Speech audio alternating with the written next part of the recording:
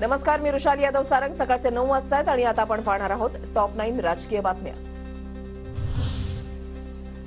पंढरपुरात आज ओबीसी एल्गार परिषद. छगन भुजबळांसह सर्व ओबीसी नेते हजर राहणार. भुजबळांना चपलांचा हार घालण्याचा मराठा आंदोलकांचा इशारा.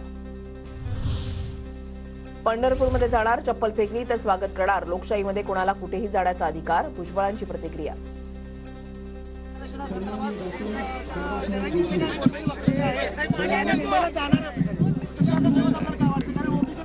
हा देश जो आहे लोकशाही प्रधान आहे. कोणी कुठेही जाऊ शकतो, कुठेही मोर्चा नेऊ शकतो आणि कुठलीही मागणी करू शकतो.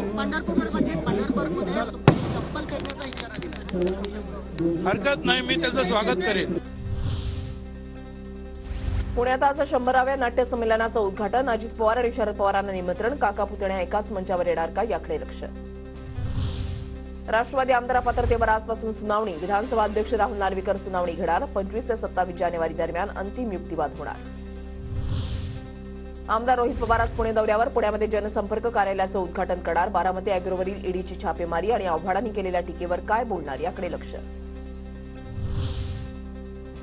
शिरूर लोकसभेच्या जागेवरून भाजपा आणि अजित पवार गटामध्ये रस्सीखेच होणार. शिरूर लोकसभेवर भाजपही दावा करण्याची शक्यता. भाजपकडून महेश लांडगेंचं नाव आघाडीवर.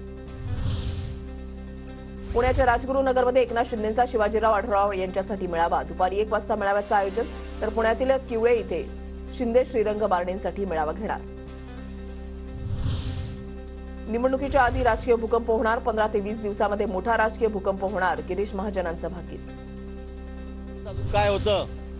भाजपा आमदार सुनील कांबळेंवर पुण्यातील बंड गार्डन पोलीस ठाण्यामध्ये गुन्हा दाखल. ससूनच्या कार्यक्रमात पोलीस कर्मचाऱ्याच्या कानशिरात लगावल्याचं प्रकरण.